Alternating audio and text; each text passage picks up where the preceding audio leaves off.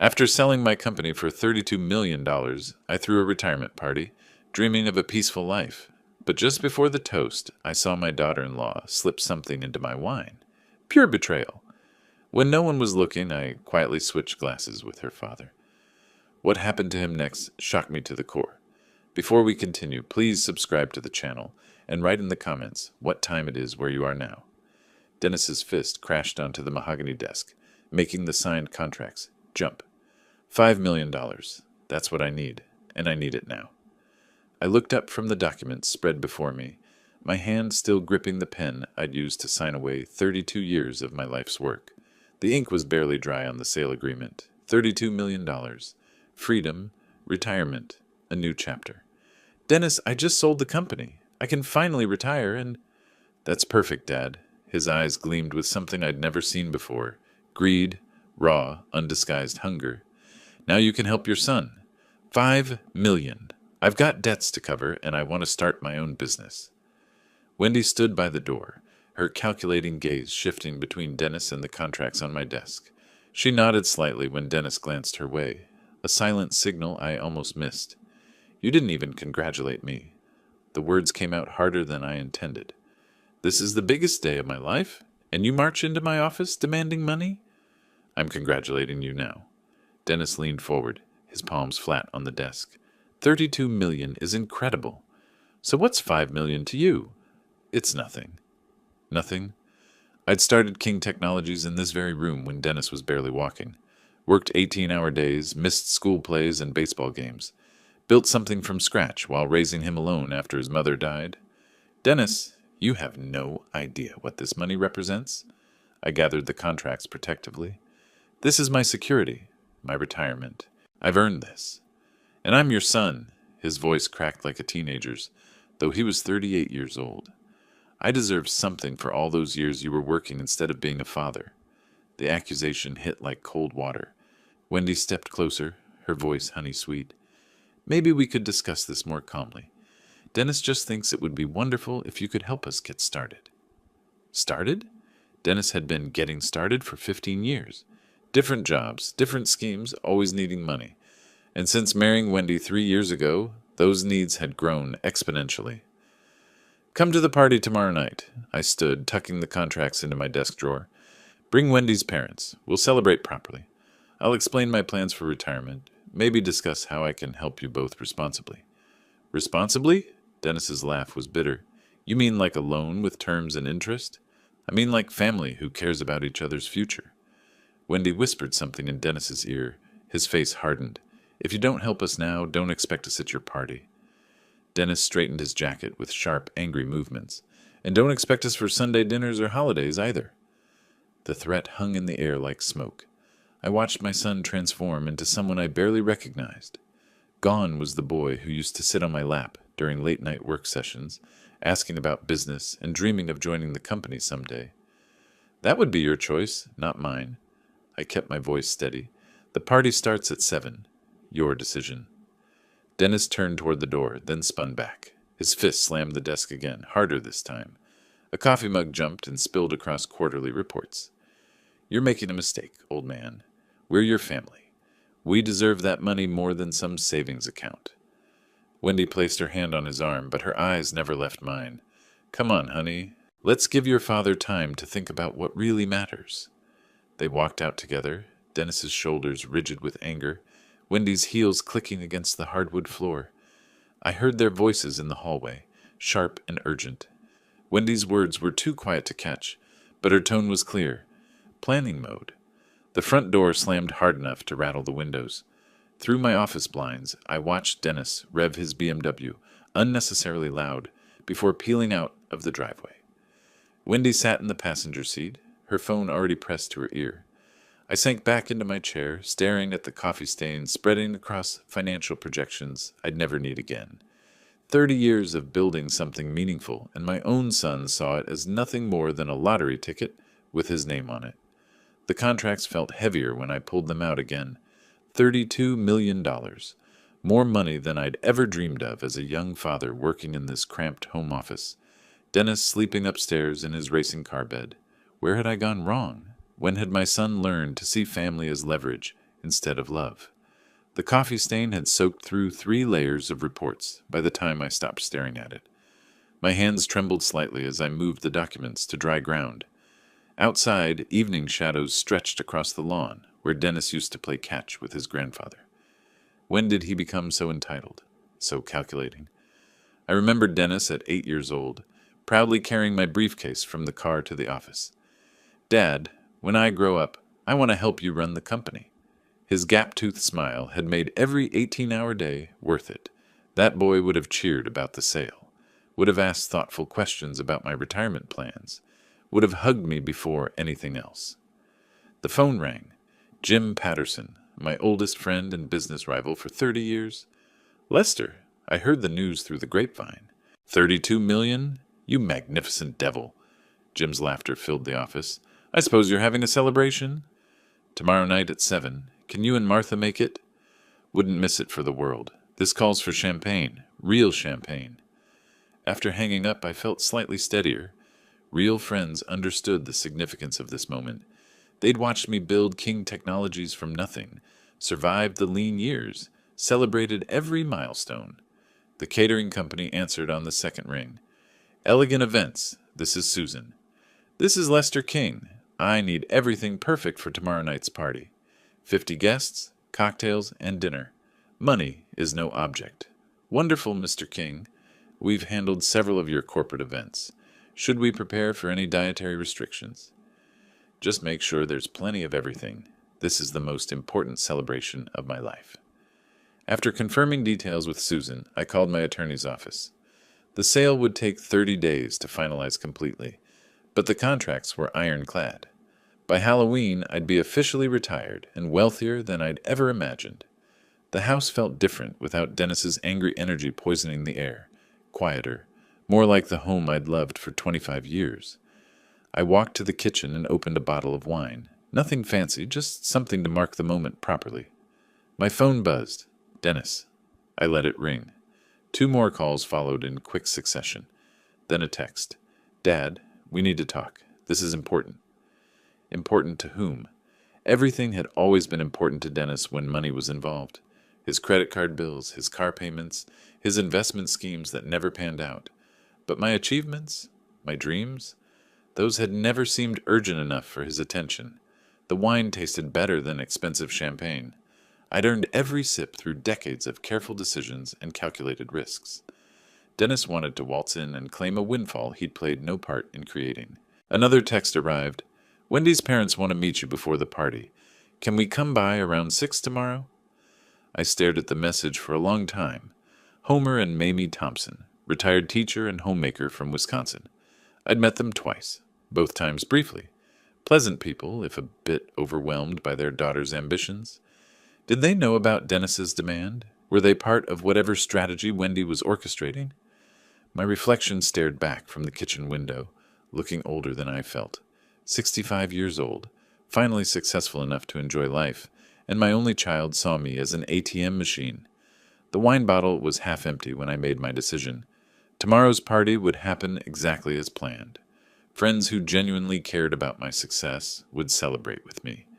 If Dennis chose to stay away, that would reveal everything I needed to know about his priorities. I turned off the kitchen lights and headed upstairs. In my bedroom, I pulled out the guest list I'd been working on all week. 28 confirmed attendees so far. People who'd supported King Technologies through good times and bad. People who understood what 30 years of dedication actually meant. Dennis's name wasn't on that list. I hadn't added it because I had assumed family would come automatically. Maybe it was time to stop assuming anything about my son. The family photo felt heavier than it should have when I lifted it from the mantel. Dennis at age 10, gap-toothed grin stretching from ear to ear, standing beside me at the King Technologies ribbon-cutting ceremony for our first real office building. His small hand gripped my larger one with absolute trust. Hero worship shining in his eyes. I settled into my leather armchair, studying that innocent face. When had admiration curdled into entitlement? When had love transformed into transaction? The answer came with uncomfortable clarity. Wendy. Not entirely fair, perhaps. Dennis had shown signs of restlessness before meeting her. The job hopping, the get-rich-quick schemes, the gradual distancing from family traditions. But Wendy had crystallized those tendencies into sharp-edged ambition. I remembered their wedding 3 years ago. Dennis had been nervous but genuinely happy. Wendy, stunning in white silk, had seemed perfect for him, smart, articulate, ambitious.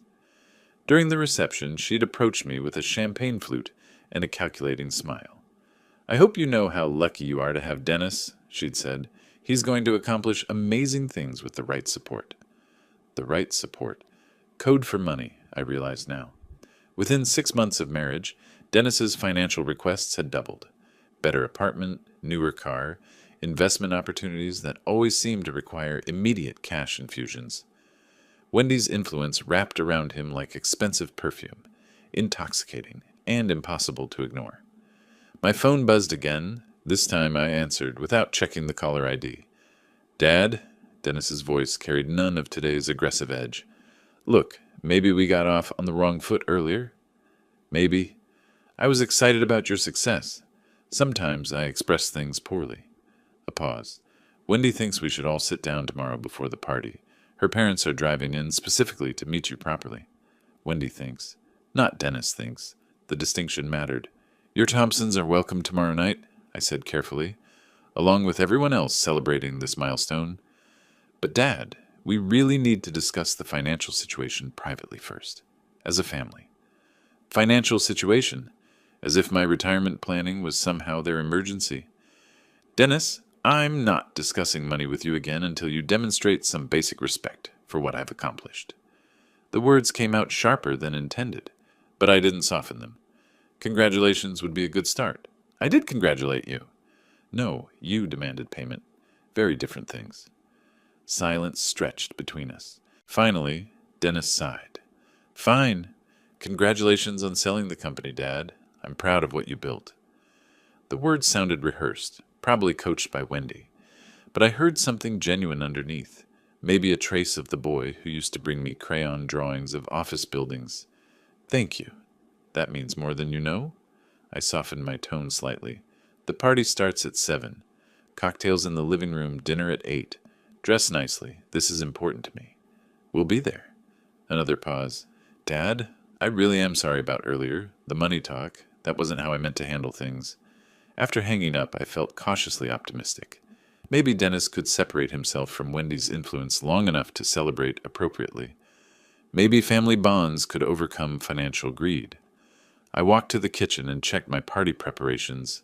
Susan from Elegant Events had confirmed everything. Bartender, servers, chef, even flowers for the tables. 47 people had now confirmed attendance, more than I'd expected. The wine cellar yielded treasures I'd been saving for special occasions. A 1982 Bordeaux from the year I incorporated King Technologies. Champagne from France, not the domestic stuff. Tonight called for the finest everything. In my study, I arranged the sale contracts in a leather portfolio. Some guests would want to see the actual documents, understand the scope of what I'd achieved. $32 million represented more than money. It was validation of every risk taken, every sacrifice made. The grandfather clock chimed 9 times. Soon I'd need to rest, prepare for tomorrow's celebration. But first, I wanted to savor this moment of quiet accomplishment.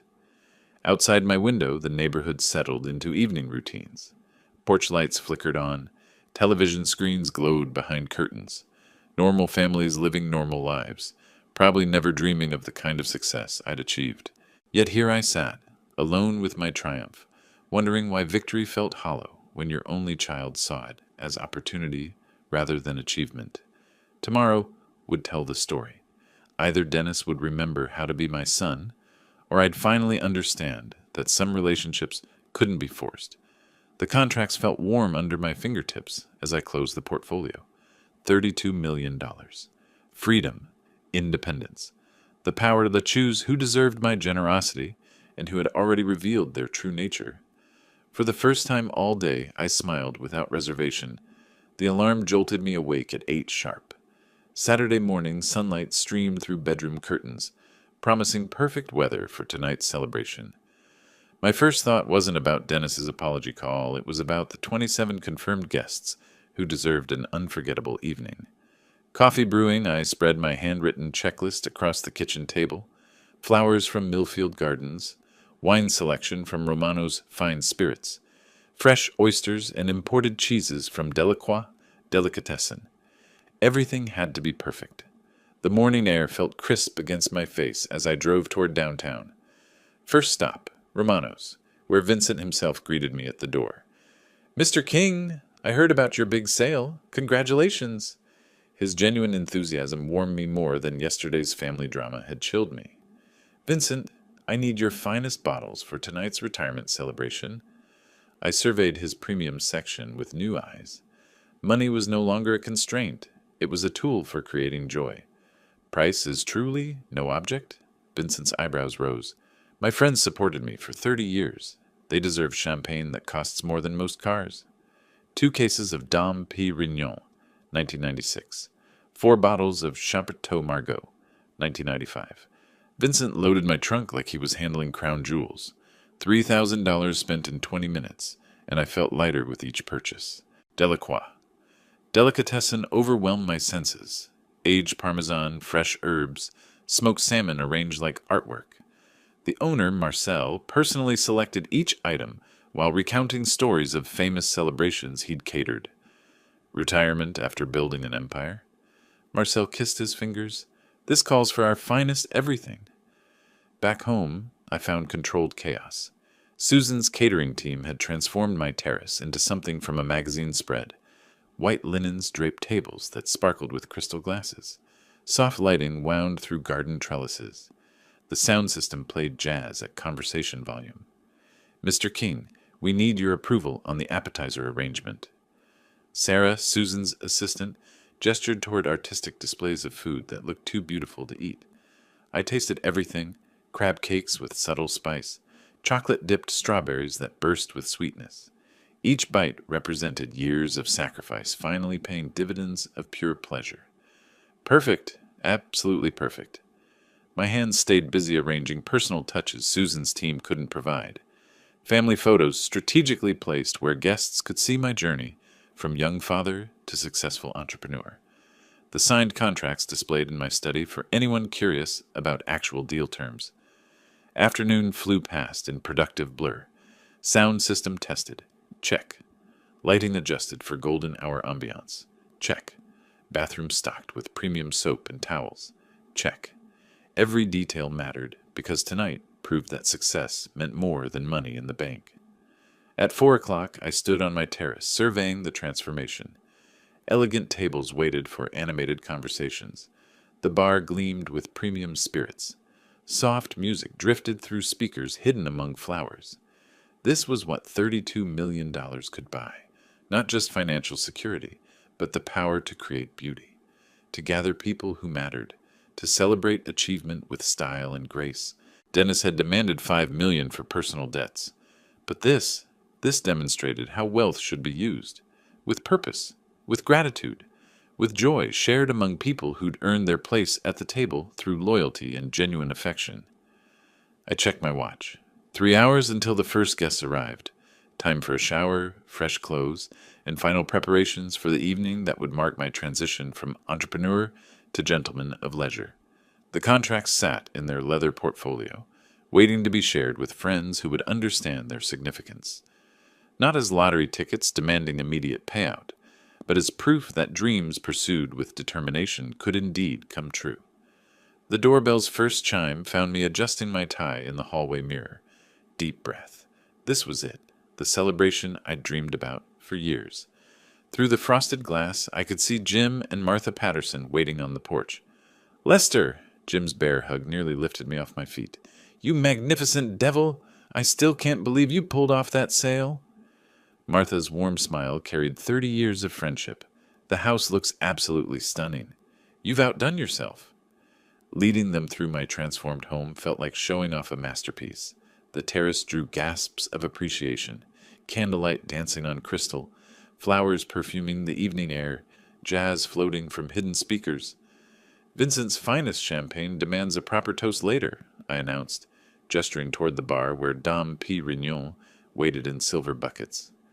Within minutes, more cars filled my driveway. Frank Morrison from the bank, still sharp at 72. Dr. Sarah Chen, who'd kept me healthy through countless stressful deals. My neighbors, the Costellis, who'd watched King Technologies grow from garage startup to acquisition target. 32 million, Frank whistled low. Remember when you couldn't qualify for a $50,000 line of credit? You've earned every penny, Sarah added, accepting champagne from the circulating server. Those 18-hour days finally paid dividends. Each arrival brought fresh waves of congratulations. Stories emerged, late nights when I'd called friends for advice, celebrations of smaller victories along the way, commiserations during lean years when success seemed impossible. The Richardsons from 3 houses down approached with genuine small-town pride. We always knew you'd make it big, Lester. You've been such an inspiration to our neighborhood. Our kids still talk about the computer camp you sponsored at their school, Mrs. Richardson added. You never forgot to give back. That comment stung pleasantly.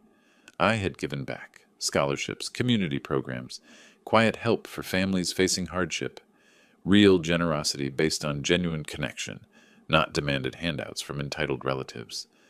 By 6:30, 28 guests circulated between terrace and garden. Conversations flowed like fine wine. Retirement plans, travel dreams, investment strategies. These people understood that wealth carried responsibility along with privilege. The sale timing was brilliant, observed Mike Torres, my former lawyer. Market conditions couldn't have been more favorable. Pure luck, I demurred, though we both knew better. 30 years of careful positioning, strategic partnerships, and calculated risks had created the opportunity luck could favor. Catering staff moved seamlessly through the crowd, ensuring glasses stayed full and appetizer plates constantly replenished. Every detail clicked into place exactly as planned. This was how success should be celebrated, with gratitude, dignity, and people who'd supported the journey. Standing near the garden fountain, watching animated faces glow in candlelight, I felt complete satisfaction. Real friends appreciated effort over entitlement. They celebrated achievement instead of demanding shares. They understood that respect was earned through character, not inherited through DNA. Martha Patterson approached with knowing eyes. You look happier than I've seen you in years, Lester. Retirement suits me already. I raised my glass toward the gathering, surrounded by people who matter most. The evening's magic was building toward my planned toast, a moment to acknowledge everyone who'd contributed to this success. But first, I wanted to savor this perfect scene. Elegant setting, meaningful conversations, genuine affection filling the air like expensive perfume. Then headlights swept across my driveway. A familiar BMW pulled into the last parking space. My hand tightened around the champagne flute as Dennis emerged from the driver's side, followed by Wendy in an elegant black dress. From the back seat came 2 older figures, her parents, dressed respectfully for what they believed was a family celebration. Excuse me, I murmured to Martha, setting down my glass with careful control. Walking toward my front door, I caught fragments of party conversation floating behind me. Warm laughter, clinking glasses, the comfortable sounds of genuine celebration. Dennis stood on my porch with practiced humility, Wendy beside him holding a small wrap box. Dad? Dennis's voice carried none of yesterday's aggressive demand. I owe you a massive apology for yesterday's behavior. Homer Thompson stepped forward, silver-haired and dignified in his best suit. Lester, congratulations on your well-deserved retirement. Dennis told us about this wonderful celebration. We're so grateful you included us, Mamie added, her grandmother's warmth immediately genuine. You've always been generous to our family. But my attention stayed fixed on Dennis. His eyes met mine directly, something that hadn't happened during yesterday's money demand. I was completely out of line. Dennis's words seemed rehearsed, but felt sincere. Your success should be celebrated, not exploited. I've been under tremendous stress with work, but that's no excuse for my behavior toward you. Wendy moved closer, her smile perfectly calibrated. Lester, Dennis felt terrible all night about how he spoke to you. We brought a small gift to show our appreciation for including us tonight. The wrap box felt substantial in my hands, expensive weight suggesting thoughtful selection rather than last-minute guilt purchase. You built something incredible over 30 years, Dennis continued. I'm proud to be your son, and I should have said that first yesterday instead of, he gestured helplessly, instead of what I did say. Standing there in my doorway, surrounded by the sounds of friends celebrating my achievement, I felt the sharp edges of yesterday's hurt beginning to soften. Maybe Dennis could separate himself from whatever pressure had driven his desperate demand. Maybe family relationships could survive financial stress. Thank you for coming. I stepped aside, gesturing them into my transformed home. The party's just getting started. Homer whistled appreciatively at the elegant setup. Dennis wasn't exaggerating about your beautiful home. This is magnificent. Leading them toward the terrace, I felt cautious optimism replacing yesterday's disappointment. Perhaps Dennis had spent the night reflecting on his behavior. Perhaps Wendy had counseled patience over immediate gratification. Perhaps tonight could bridge the gap yesterday had torn open. Lester, your decorations are absolutely stunning. Wendy's compliments seemed genuine as she surveyed candlelit tables and flower arrangements. What an amazing way to celebrate your achievement. My friends welcomed the family arrivals with typical warmth. Jim Patterson shook hands enthusiastically with Homer, immediately diving into conversation about teaching careers. Martha engaged Mamie in animated discussion about gardening techniques. Everyone, I'd like you to meet my son Dennis and his wife, Wendy, plus Wendy's parents, Homer and Mamie Thompson.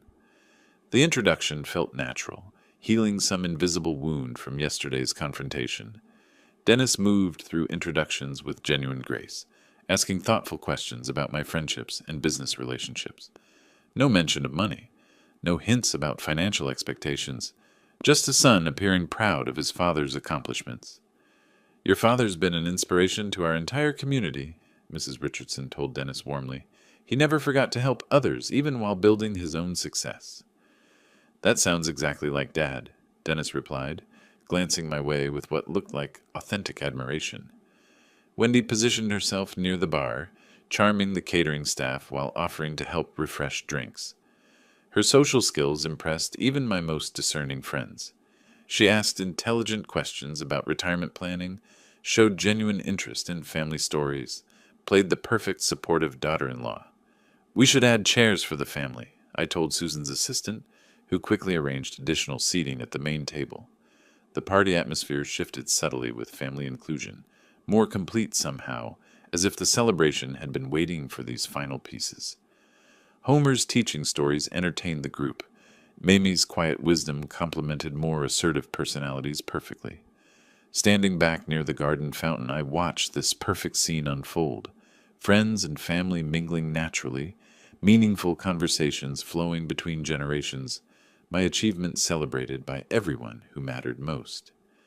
This is exactly what I hoped for, I murmured to myself, watching Dennis laugh genuinely at one of Jim's business anecdotes. Maybe yesterday's conflict had been necessary, a clearing of air before true reconciliation. Maybe family bonds were stronger than momentary greed. Leading Dennis and his family toward the main seating area felt like completing a perfect picture.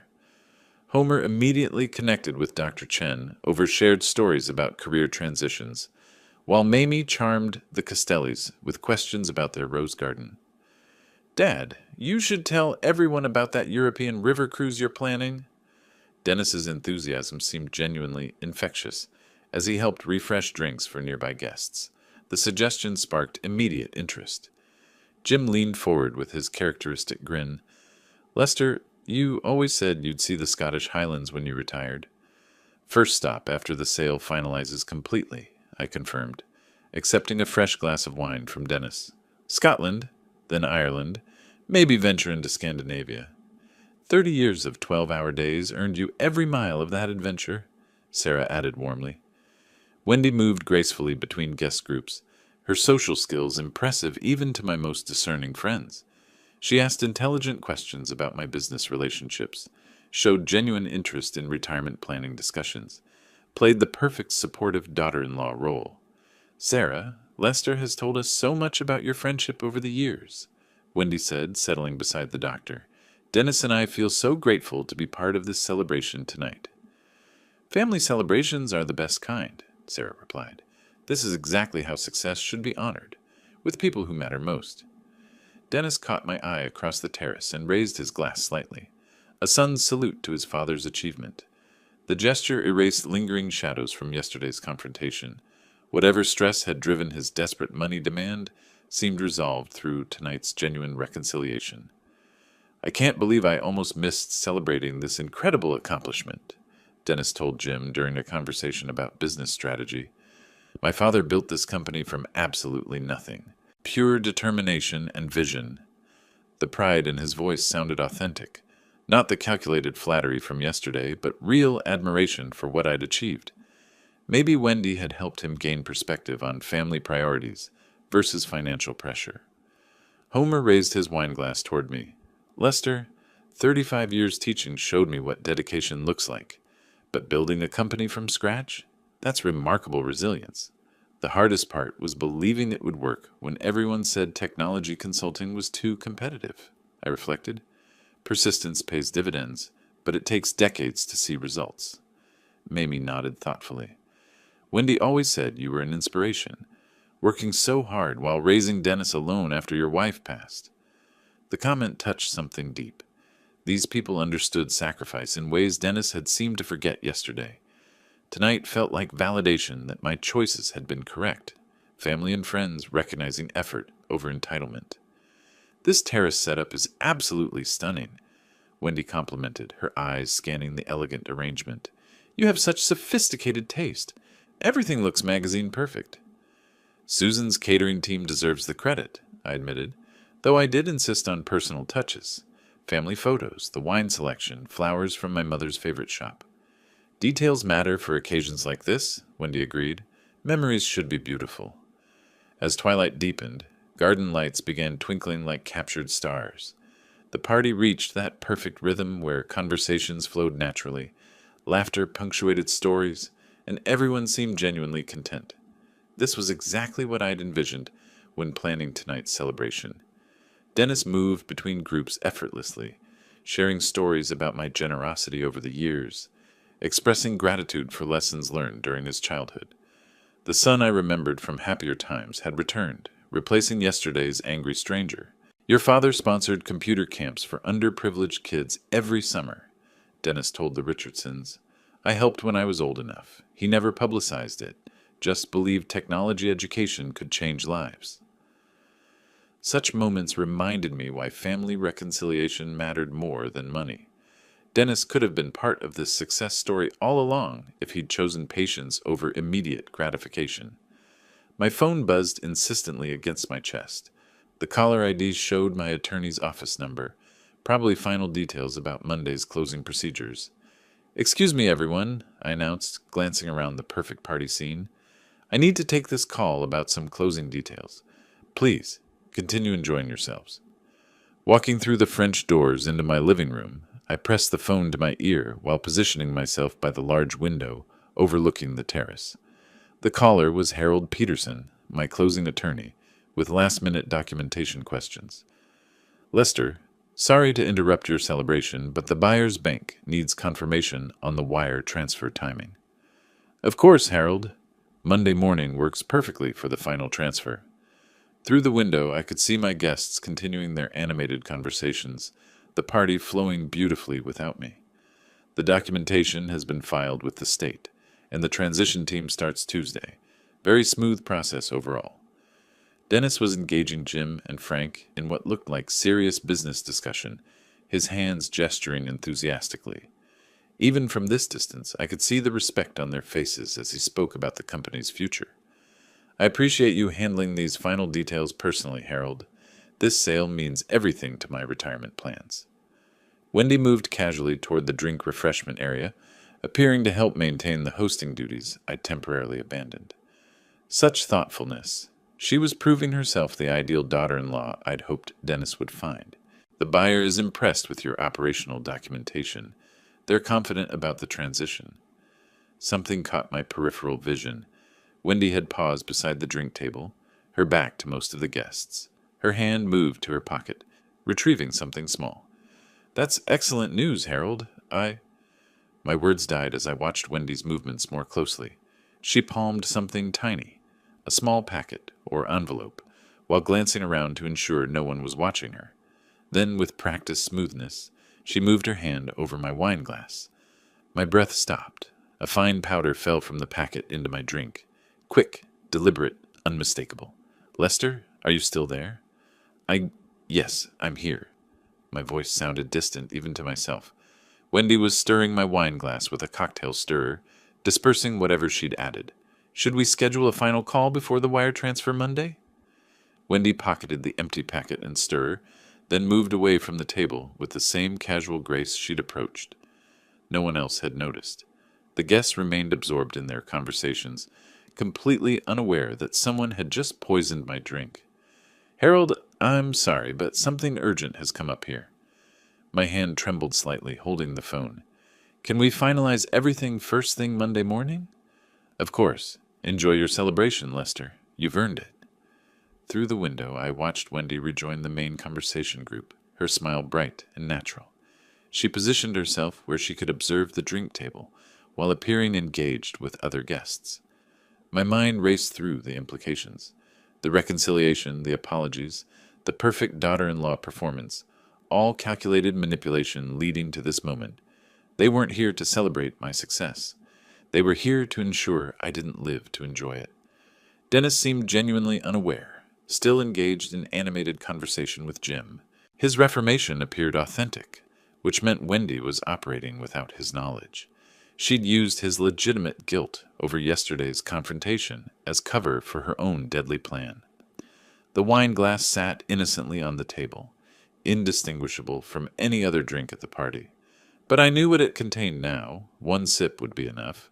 Whatever poison she'd used was likely fast-acting and designed to mimic a heart attack or stroke. A wealthy 65-year-old man celebrating with alcohol? Who would question a sudden medical emergency? But she'd made one critical mistake. She hadn't realized I was watching. Taking a deep breath, I straightened my shoulders and prepared to return to the party. The game had changed completely, but I held the advantage now. Wendy thought she was executing a perfect murder. Instead, she'd just revealed herself as the enemy I needed to defeat. Time to turn the tables on my would-be killer. Stepping back onto the terrace, I maintained the same warm smile I'd worn all evening, though my heart hammered against my ribs. Wendy glanced up as I rejoined the group, her eyes immediately tracking up toward the drink table, where my poisoned wine waited. "Everything settled with the closing details?" she asked with perfect innocence. "Just some final paperwork formalities," I replied, moving naturally toward my usual position. "Nothing that can't wait until Monday morning." The poison was invisible, odorless, probably tasteless, professional grade meant to simulate natural causes. But Wendy had underestimated her target. I'd survived 30 years in competitive business by staying 3 moves ahead of people trying to destroy me. "Lester, shouldn't we have a proper toast to your retirement?" Wendy's suggestion carried subtle urgency. "Everyone's been waiting to officially celebrate your success." Jim nodded enthusiastically. "Absolutely. This moment deserves champagne and speeches." "This seems like the perfect moment with family and friends together," Wendy continued, building momentum. "Your wine glass is right there, ready for the toast." She was pushing toward the poisoning execution with calculated pressure disguised as party enthusiasm. Every word designed to get that glass to my lips quickly. "Excellent idea," I agreed readily. "But first, Dennis and Wendy, could you help me with something in the kitchen? I want to get that special bottle of Dom Pérignon we discussed, the 1996 vintage, and the good crystal champagne flutes for the proper ceremony." Dennis straightened with obvious pleasure at being included in the preparation. "Of course, Dad. You know where everything's stored better than we do." "This will make the toast even more special," I added, making the request sound important and host-like. Family involvement in the celebration setup. As they headed inside together, I turned to Homer with practiced casualness. "Homer, how are you adjusting to retirement from teaching? 35 years in education, that's remarkable dedication." Homer's eyes lit with the enthusiasm educators always showed discussing their careers. "Well, the transition has been fascinating. After 3 decades of September schedules, I'm still adjusting to flexible time. While he spoke, gesturing expressively about retirement challenges, I moved closer to the drink table. Homer's wine glass sat 18 inches from mine, similar shape, identical red wine, close enough positioning for a quick exchange. Have you and Mamie thought about traveling? I continued, keeping him engaged while scanning guest positions. Jim was deep in conversation with Frank about market trends. Sarah and Mamie discussed garden planning. The other guests were naturally absorbed in their own discussions. No one was watching the drink table. Oh yes, we've been planning a trip to visit national parks. Homer continued enthusiastically. Yellowstone first, then maybe the Grand Canyon. In one smooth motion, I switched the glasses.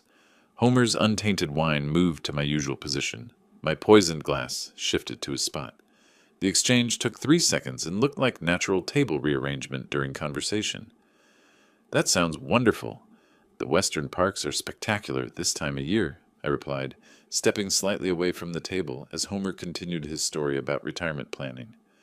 My pulse gradually steadied as the immediate danger passed. Wendy's poison now waited in Homer's glass instead of mine. The sweet irony of using her own father-in-law as an unknowing shield felt perfectly appropriate. Dennis and Wendy emerged from the kitchen carrying the Dom Pérignon and crystal flutes, their faces bright with anticipation of the coming celebration. Everything's ready for the proper toast, Dennis announced, setting the champagne bottle on the table with ceremony. Wendy's gaze immediately moved to the drink table, confirming that my wine glass remained in position. Her satisfied smile revealed complete confidence in her plan's success. Perfect timing, I declared, moving toward my switched glass while watching Wendy's expectant face. Let's make this toast memorable. She positioned herself to observe my drinking, eager to witness the poison's effects. Her father sat beside his deadly glass, completely unaware that his daughter had just tried to murder his host, using him as an unwitting accomplice. Everyone, please gather around, I called out, raising the glass that should have killed me. The irony was exquisite. Wendy thought she was watching her victim approach death, when she'd actually just set up her own father for the fate she'd intended for me. Time for the evening's real entertainment to begin. Everyone gathered expectantly around the elegantly set table, glasses raised in anticipation of my retirement speech. The moment felt perfect. Candlelight dancing on crystal, friends and family united in celebration, the soft evening air carrying the promise of new beginnings. Friends, this truly is the most meaningful evening of my life. I stood confidently, commanding attention while internally preparing for the drama about to unfold. 30 years of building something from nothing, and here I am surrounded by people who matter. Wendy positioned herself with a clear view of my wine glass, her eyes bright with anticipation. She had no idea that her carefully planned murder was about to become her public downfall. Your friendship and support have made this success possible, I continued, scanning faces that had supported me through decades of struggle. Tonight, I want to talk about loyalty, about trust, about what family really means. The shift in my tone caught some attention. Jim raised an eyebrow, sensing something different in my usual speech pattern. I've learned that not everyone who claims to love you actually does. My gaze moved deliberately toward Wendy, whose confident smile faltered slightly. Some people see success and think only of what they can take from it. Dennis leaned forward, confused by the growing tension in what should have been a celebratory moment. The other guests exchanged glances, uncertain where this speech was heading. Unfortunately, not everyone here tonight shares that genuine affection. I paused, letting the weight of my words settle over the silent gathering. In fact, someone at this very table tried to poison me just minutes ago. Shocked gasps rippled through the crowd. Wendy's face went white, her eyes darting between me and the drink table as she tried to process how her plan had gone wrong. "Homer, stop!" I shouted as he raised his wineglass toward his lips. "Don't drink that wine. It contains poison." Homer froze mid-motion, the glass trembling inches from his mouth. Around the table, guests recoiled in horror, several setting down their own drinks in alarm. "What are you talking about?" Dennis stood up, his voice cracking with confusion. "Dad, what's going on?" "Wendy, would you like to explain what you put in my wineglass?" I turned to face her directly, my voice carrying the authority of absolute certainty. I saw you add something from a small packet while I was taking that phone call inside. That's absolutely ridiculous. Wendy's voice pitched higher with panic. Why would I poison anyone? This is insane. But her face betrayed everything. The color draining from her cheeks, her hands trembling as she gripped the back of her chair, her eyes calculating escape routes, even as she protested innocence. You looked around to make sure no one was watching, I continued relentlessly. You stirred it in, then pocketed the evidence immediately afterward. Dennis stared at his wife with growing horror. Wendy, tell him he's wrong. Tell everyone this is some kind of mistake. Of course it's a mistake, she snapped, but her voice carried desperation now. Lester, you must have seen something else. I was just helping with the drinks. Homer still held the poisoned glass, staring at it with dawning understanding of how close he'd come to death. Mamie clutched his arm, tears streaming down her face. Fine, I said calmly. Let's settle this scientifically. We'll take that wine to a laboratory for analysis. If I'm wrong, I'll apologize publicly to everyone here. If I'm right, I reached toward Homer's glass. This will prove attempted murder. Let me just secure this evidence. Wendy lunged forward with sudden desperation, her calculated facade cracking completely. You can't. She stumbled against the table leg with theatrical clumsiness, her hand striking the wine glass. Crystal shattered against stone. Red wine splashed across the terrace. Evidence destroyed in one accidental moment.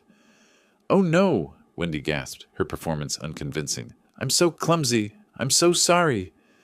The silence that followed was deafening. Even Dennis stared at his wife with undisguised suspicion. How convenient, I said quietly, and everyone understood exactly what they'd witnessed. The shattered glass caught candlelight, like scattered diamonds on the stone terrace. Wendy knelt beside the mess, making a show of trying to clean up while avoiding everyone's accusatory stares. That was no accident, Wendy. I stood over her, my voice carrying the weight of absolute judgment. You destroyed the evidence because you knew exactly what that laboratory analysis would reveal. I don't have to listen to these wild accusations. She shot to her feet, her composure finally cracking completely. Mascara streaked down her cheeks as panic replaced calculation. This is ridiculous. Dennis stepped between us, but his voice lacked conviction. Dad, maybe there's some explanation. The explanation is simple. I kept my eyes fixed on Wendy's guilty face. Your wife came here tonight to murder me for my money. She used your genuine reconciliation as cover for attempted homicide. That's a lie. Wendy's voice rose to near hysteria. Dennis, are you going to let him talk about me this way? But Dennis was staring at his wife with dawning recognition. The money demand yesterday? You pushed me to ask for $5 million. You said we deserved it immediately. You needed help with your debts, Wendy snapped, then caught herself revealing too much. What debts? Homer asked quietly, his voice heavy with disappointment. Wendy, what have you done? Jim stepped forward, his lawyer instincts engaged. Lester, what exactly did you witness? I saw her add powder from a small packet into my wine glass while I was on the phone inside.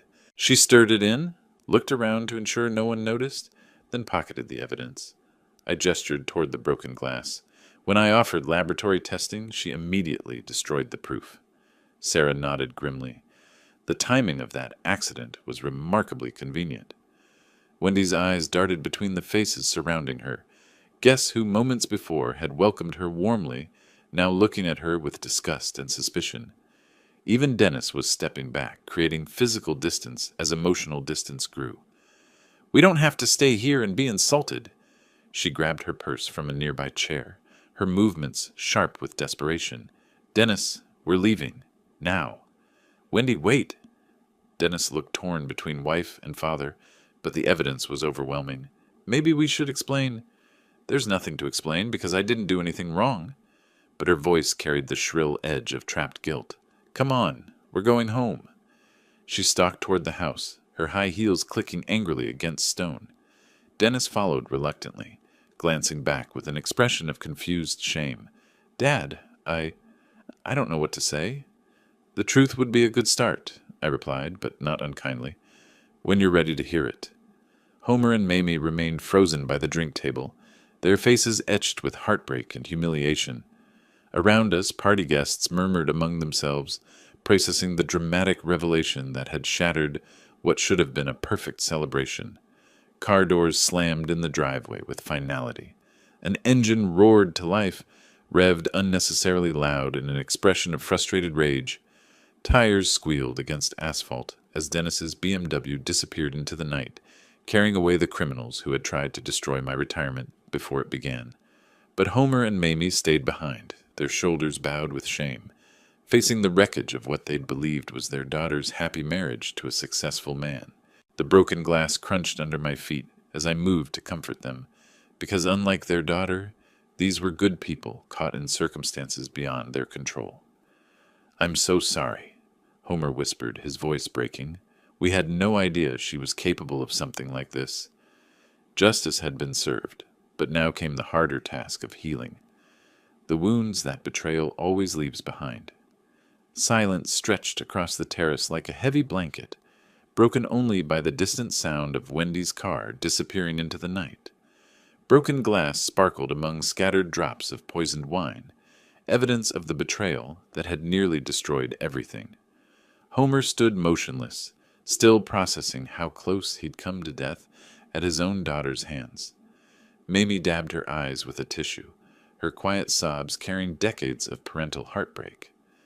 "We are so deeply sorry, Lester." Homer's voice trembled with shame and gratitude. "You saved my life tonight. We failed as parents somehow. This is our responsibility." "Homer, Mamie, look at me." I moved closer, placing a gentle hand on the older man's shoulder. "This is not your fault. You are good, decent people. Wendy made her own choices. You didn't raise her to be a criminal." "But we must have missed something," Mamie whispered. "Some sign that she could do such a terrible thing." "Evil sometimes wears a perfect mask," Sarah said softly, joining our small circle. "None of us suspected her true nature until tonight." Jim approached with a small brush and dustpan, already helping clean up the shattered evidence. "Lester, your quick thinking saved Homer's life. How did you figure out what was happening?" "Pure chance," I admitted. "I was by the window taking a business call when I saw her add something to my wine. At first, I couldn't believe what I was seeing." "You handled that situation with incredible grace," Frank Morrison added, his banker's instincts appreciating strategic thinking under pressure. "Most people would have panicked or confronted her immediately."